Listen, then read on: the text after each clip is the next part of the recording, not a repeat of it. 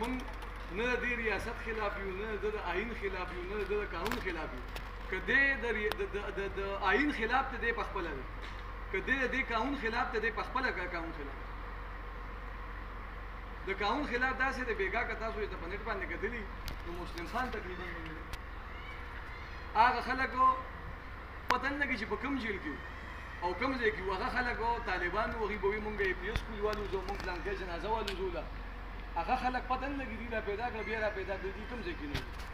خو که په دې خبره څوک هم امن غواړي نو علي وزیر د دې خبرې ثبوت دی چې هغه نن هم د کراچۍ په جیل کې پروت دی او د هغه وکیل هم شته، هغه عدالت ته هم ځي، هغه عدالت هم مني، خو بیا هم د هغه لپاره یو دروغ اف آی آر جوړ شوی، دروغ کیسه جوړه شوې ده، خو هغه بار نه شي راوړلی. ټول خلک یې مني چې دا دروغ دی، چې هغه انسان دی، هغه انسان د امن دپاره د هغوی د کور نه اتلس شهیدان ورکړي دي او هغه به راځي دغه دې ریاست ته مخامخ ودرېږي. سوال نه پیدا کېږي دې ریاست ته او دې ادارو ته، دا چې کومې ادارې دلته غلط کارونه کوي دې ته وایي ته خپل کار وکړه.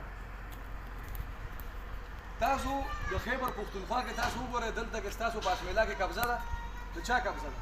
د هغې ادارې قبضه ده چې کومې ادارې دا نوم څوک نشي اخیستی. تاسو که لږ مردان ته لاړ شئ نو هلته وګورئ، هلته په مردان چا قبضه کړې؟ ټوپک ورسره دی او به یې چې کوم پټي ته ځي په هغې په قیمتي ځای باندې قبضه کوي، خو څوک نوم نشي اخیستی. رسالپور ته لاړ شئ قبضه چا کړې؟ هم دغه خلکو کړې. پېښور ته لاړ شئ چا په قبضه کوي؟ اټک ته لاړ شئ چا په قبضه کوي؟ زموږ خوا کې یو کاباد دی هغې ته لاړ شئ هغه د چا په قبضه کوي؟ نو آیا تاسو وګورئ دا د پی ټي ایم دا شعور دی، دې شعور دپاره موږ دلته راغلي یو، تاسو له موږ دا شعور درکوو چې دا کم خلک ناست دی دا دې علاقې مالکان دي. خو ته یو نوکر ته وګوره هغه کوم ځای ته ورسېدو چې زموږ نوکر دی، او ته مالک ته وګوره چې هغه کوم ځای ته روان دی، هغه په یو نوړی ډوډۍ پسې در په در ګرځي خو هغه نه رسېږي.